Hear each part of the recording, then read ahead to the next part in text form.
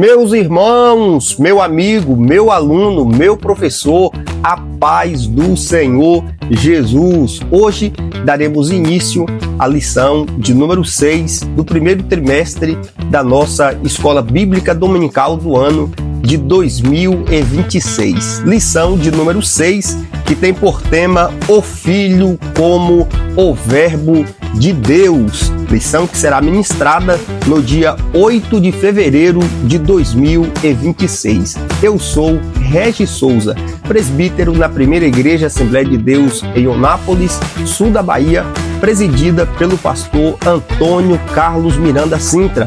E se você ainda não é inscrito em nosso canal, se inscreva, deixe um like, deixe um comentário e compartilhe esse vídeo com mais alguém.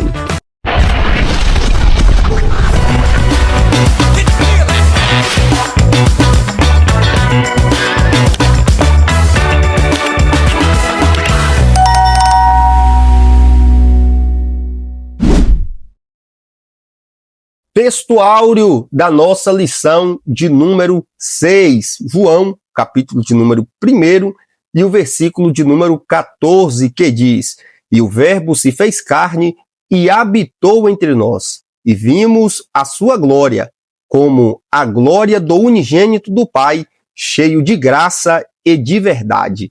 Verdade prática, Jesus Cristo, o Verbo eterno, e a revelação plena e visível de Deus ao mundo, manifestando graça, verdade e a glória do Pai. Leitura bíblica em classe da nossa lição de número 6 está em João, capítulo de número 1, do versículo de número 1 ao versículo de número 5, logo após o versículo de número 14. Meu professor, sempre que você for fazer a leitura bíblica em classe, sempre peça para que a classe leia um versículo um após o outro. Assim, a sua aula ela se torna mais dinâmica e ela já começa sendo uma aula participativa. E detalhe, não se esqueça de fazer o acompanhamento da leitura diária, da segunda, da terça, da quarta, da quinta, da sexta, do sábado, para que no domingo você tenha mais subsídios bíblicos para fazer a aplicação da sua aula. A nossa lição de número 6, ela tem 3 objetivos que precisam ser alcançados ao final de cada tópico. O primeiro objetivo da nossa lição é o objetivo de explicar a preexistência e a divindade do Verbo. Segundo objetivo da nossa lição é o objetivo de mostrar a atuação do Verbo na criação e como fonte de vida e luz. Terceiro objetivo da nossa lição é o objetivo de ressaltar que o Verbo encarnado é a plena revelação do Pai. Meu professor, quando João inicia esse evangelho dizendo no princípio era o Verbo, ele não está apenas abrindo um livro, ele está confrontando a mente, a religião e a história. Diferente dos outros evangelistas, João não começa com a manjedoura, com a genealogia ou com milagres. Ele começa antes do tempo, antes da criação, antes da matéria. Ele começa na eternidade. Ao usar o termo verbo, que é logos, João fala tanto aos judeus quanto aos gentios. Para o judeu, o verbo é a palavra criadora de Deus, aquela que disse haja luz e tudo passou a existir. Para os gregos, o logos era a razão suprema, o princípio que governa o universo. João une essas duas ideias e revela algo explosivo. O logos não é um conceito, não é uma força impessoal. O logos é uma pessoa, Jesus Cristo. É por isso que no capítulo 1 e o versículo 14 do livro de João, ele diz: E o Verbo se fez carne e habitou entre nós. Aqui, meu amigo, está o escândalo do Evangelho e a glória da fé cristã. Deus entrou na história. O Eterno tocou o tempo. O invisível tornou-se visível. E o Todo-Poderoso decidiu habitar entre os limitados. Isso não é apenas doutrina, isso é revelação viva que só o Espírito Santo pode iluminar o coração do homem. Por isso, meu amigo, nessa lição, vamos contemplar Jesus, não apenas como Salvador, mas como Verbo eterno, Criador e revelador do Pai. E quanto mais entendemos quem Ele é, mais profunda se torna a nossa fé, a nossa adoração e a nossa vida no Espírito Santo. Primeiro tópico da nossa lição. O primeiro tópico da nossa lição nos diz: o Verbo como Deus eterno. Esse primeiro tópico ele é dividido em 3 subtemas. Primeiro, o Verbo pré-existente. Segundo, o Verbo como pessoa distinta. Terceiro, o Verbo é da mesma essência do Pai. Meu amigo, em João, capítulo de número 1, não nos apresenta um Cristo que começou em Belém, mas um Cristo que já existia quando nada existia. Antes da criação, antes dos anjos, antes do tempo, o Verbo já era. Isso destrói qualquer ideia de que Jesus seja um ser criado, um profeta elevado, ou apenas uma manifestação temporária de Deus. Na teologia pentecostal, nós entendemos algo essencial. Jesus, ele é eternamente Deus. E essa verdade não é apenas apresentada pela razão, mas confirmada pela revelação do Espírito Santo. Quando reconhecemos o Verbo como eterno, entendemos que nossa fé não está apoiada em filosofias ou religião, mas no Deus que é antes de todas as coisas e permanece soberano sobre todas elas. Olha para mim aqui, olha para mim. Essa expressão era Deus, a expressão era indica uma existência contínua e não começo. João não poderia ter dito o Verbo passou a existir, mas ele escolheu a forma verbal que aponta para a eternidade absoluta. Isso aponta e ecoa em Gênesis capítulo 1 e o versículo de número 1, mas vai além. Antes de haver princípio para a criação, o Verbo ele já existia. Aqui está uma verdade poderosa. Jesus não foi criado por Deus. Jesus é Deus existente antes da criação. Ele não entra na história como alguém que surge. Ele entra como alguém que sempre foi. Isso fortalece a nossa fé, porque seguimos um Salvador que não está limitado ao tempo, mas governa o próprio tempo. E João, ele dá continuidade ao versículo de número 1 do capítulo 1 do Evangelho que ele escreveu, dizendo: e o Verbo estava com Deus. Essa expressão revela relacionamento. O Verbo não é o mesmo que o Pai em pessoa, mas está como o Pai, em comunhão eterna. Aqui vemos claramente a base bíblica da Trindade, distinção de pessoas sem divisão de essência. O Filho fala com o Pai, glorifica o Pai, é enviado pelo Pai, e isso não diminui sua divindade. Muito pelo contrário, revela o amor eterno dentro da própria Trindade. No entendimento assembleiano, por alguns teólogos como Antônio Gilberto e alguns outros, isso nos ensina que Deus é relacional e essa comunhão divina é refletida na igreja através do Espírito Santo. E João, ele conclui esse verso dizendo: e o Verbo era Deus. Aqui, João fecha qualquer porta para a heresia.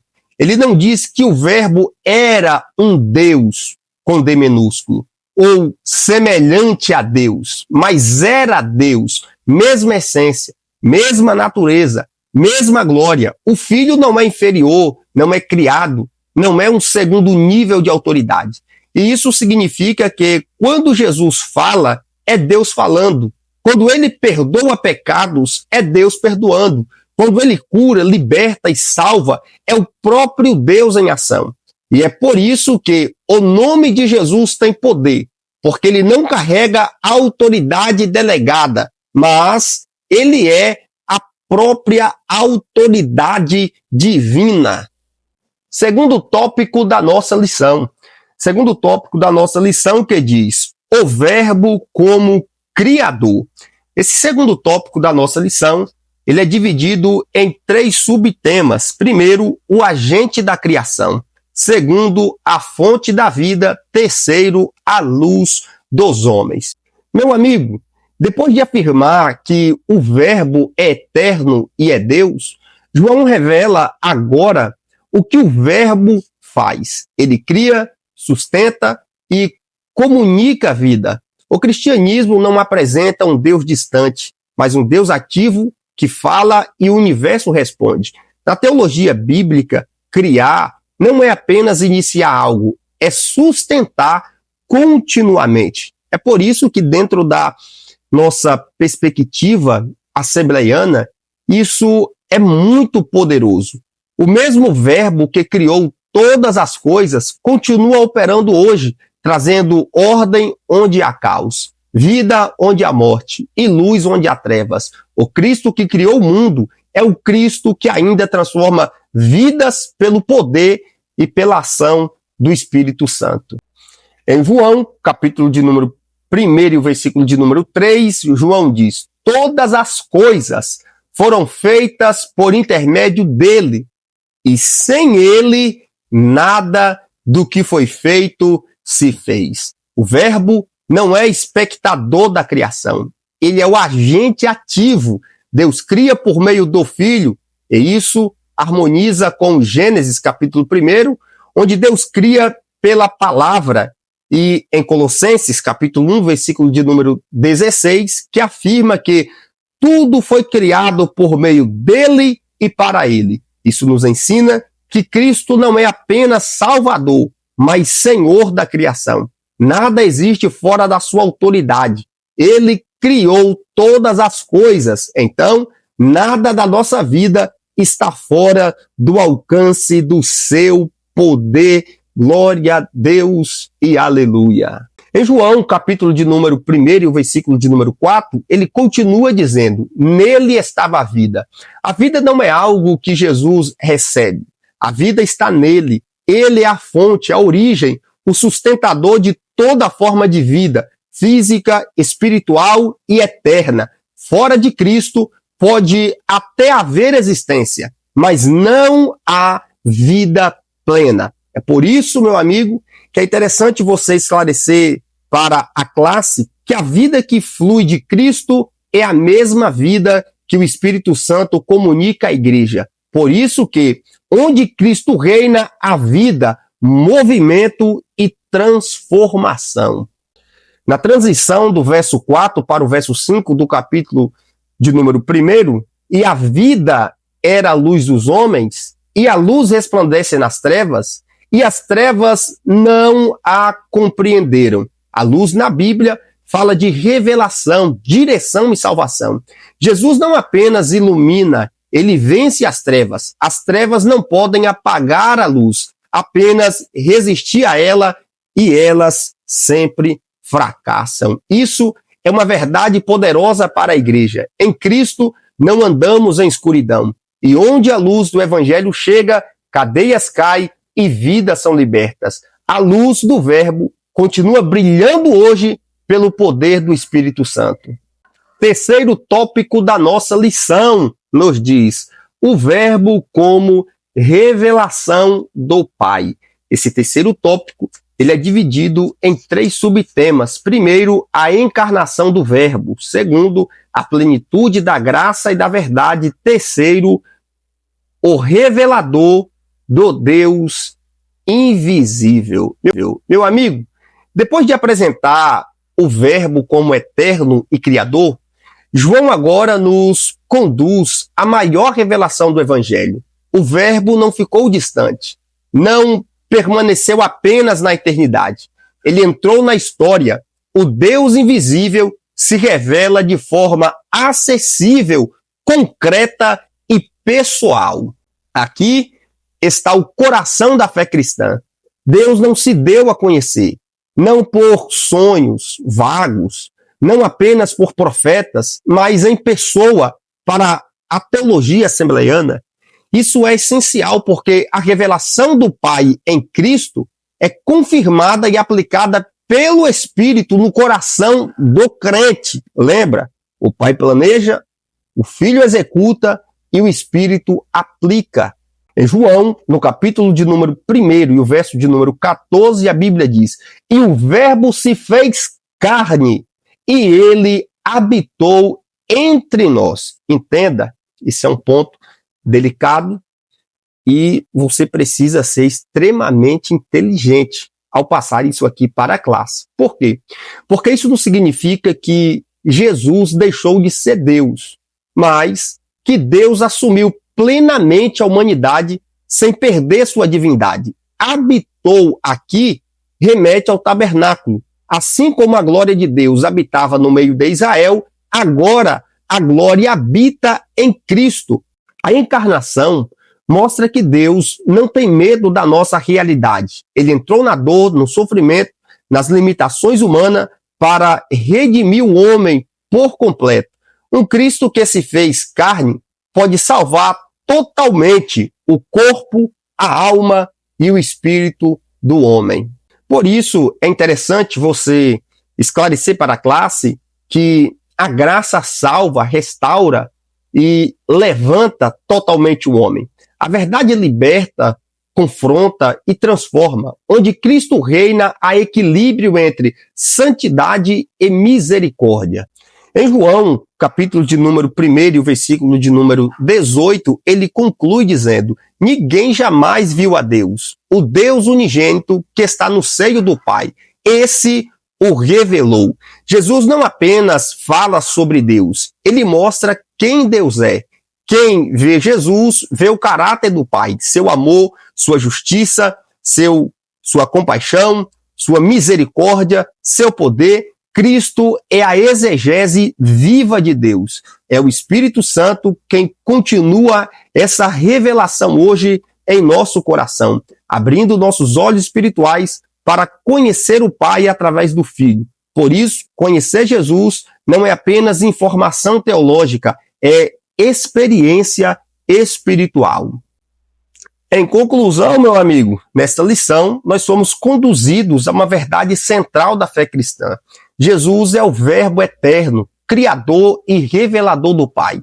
Ele não começou em Belém, ele é antes de todas as coisas. Ele não apenas criou o mundo, ele sustenta tudo pelo poder de sua palavra. Ele não permaneceu distante, ele se fez carne para nós e revelou o Deus eterno. Que esta verdade produza em nós adoração mais profunda, fé mais firme, compromisso mais santo, porque o Verbo que estava com Deus, que era Deus e que se fez carne, continua vivo, falando e agindo em nossos dias atuais. Deus abençoe sua vida, Deus abençoe sua família e eu te desejo uma excelentíssima aula. Se tu ainda não é inscrito em nosso canal, se inscreva, deixa um like, deixa um comentário e compartilhe esse vídeo com mais alguém.